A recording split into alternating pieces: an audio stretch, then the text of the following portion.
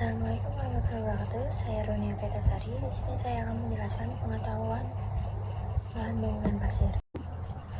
Seperti yang kita ketahui, pasir sangat penting dan cukup berpengaruh sebagai bahan bangunan yang disebutkan dengan perekat semen. Pasir digunakan dari bawah struktur hingga paling atas sebuah bangunan. Pasir merupakan bahan bangunan berbentuk butiran yang biasa digunakan dalam konstruksi dan kerajinan. Warna pasir tergantung dari jenis dan asalnya. Ukuran butiran pasir itu dari 0,0625 hingga 2 ml. Bahan pasir dari silika dioksida, namun di beberapa pantai tropis dan subtropis umumnya berupa batu kapur. Secara ilmiah, pasir adalah bahan alami yang dihasilkan oleh letusan gunung berapi, sungai, tanah, dan pantai. Pasir terbentuk ketika sedimen terkikis oleh arus air, gelombang laut, glaster, dan erosi angin. Mirip dengan batu pasir, pasir terutama terdiri dari kuarsa dan feldspar. Pasir silika biasanya diperoleh dari batuan beku yang dihancurkan pasir.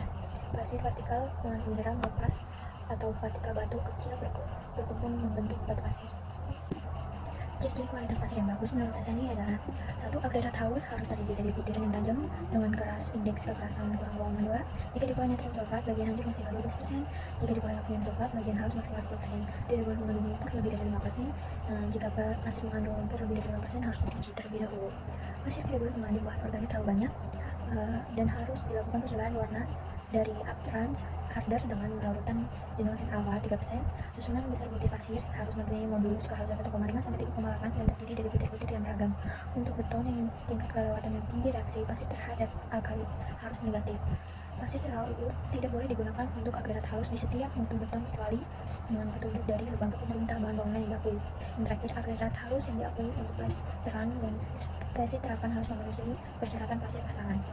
Jadi ada 4 macam jenis pasir yang diketahui di masyarakat pada umumnya. Yang pertama ada pasir buatan.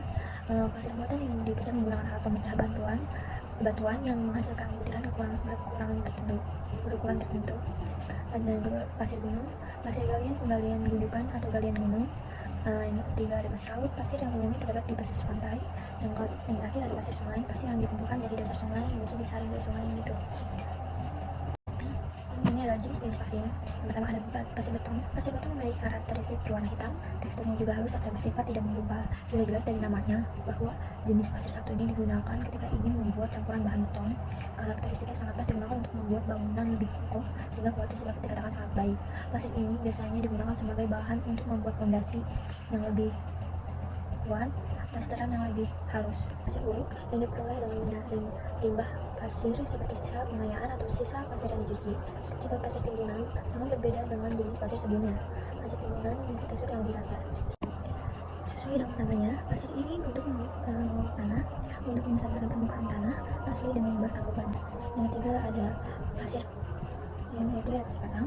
Pasir pasang menjadi jenis pasir yang lebih halus dari yang lainnya. Tekstur yang halus menunjukkan kualitas dan sifat rekatnya yang sangat bagus untuk proses konstruksi. Pasir dipasang digunakan untuk merekatkan batu bata, keramik, batu alam, dan lain sebagainya. Beda halnya dengan pasir beton, pasir pasang ini jika akan menggunakan tangan akan tetap menggumpal berdasarkan tempat penambangannya. Pasir ini berbeda menjadi dua, yaitu pasir sungai dan pasir gunung. Selanjutnya ada pasir madu. Pasir madu umumnya digunakan dalam proyek konstruksi. Namanya kemungkinan besar asing di telinga masyarakat yang tidak tahu menunggu tentang konstruksi. Memiliki warna yang kecoklatan, pasir madu ini cocok digunakan sebagai bahan untuk plester dan pasang bata maupun batako.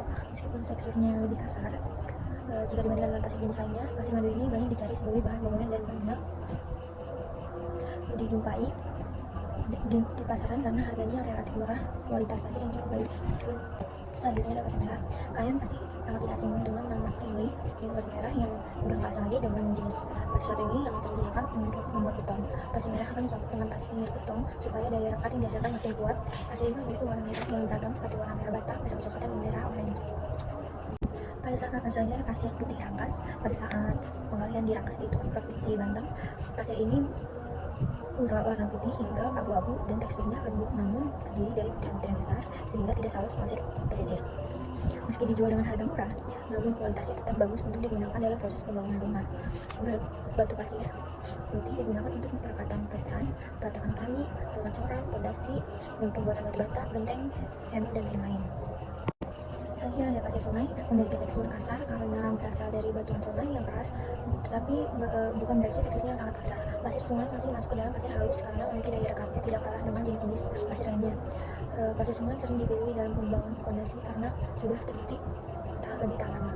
Selanjutnya ada pasir putih Lampung. Berbeda dengan pasir Bangka, pasir Lampung teksturnya lebih lembut, memiliki warna krem buram atau krem kekuningan dan kemerahan tergantung kondisi garing di area tambang. Pasir ini cocok digunakan sebagai aduan pemasangan marmer, keramik, granit, batu bata merah, batu alam, plaster dinding, mortar, benteng, briquettes, dan lain-lain. Pasir Lampung termasuk pasir siap pakai tanpa harus buang tenaga atau waktu menyaringnya.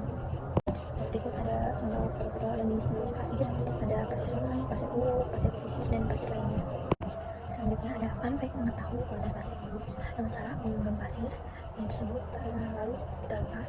Jika pasir tersebut terjatuh dari genggaman gumpalan tersebut, maka dapat dipastikan pasir tersebut tidak terlalu baik kualitasnya. Hal itu disebabkan pasir yang menggumpal banyak mengandung tanah lumpur dan garam. Dibanding terbalik dengan kualitas pasir yang bagus, dalam pasir jika digenggam pasir tersebut langsung jatuh. Itu fun fact-nya, dan terima kasih. Mohon maaf ada jika kesalahan kata yang di. Assalamualaikum.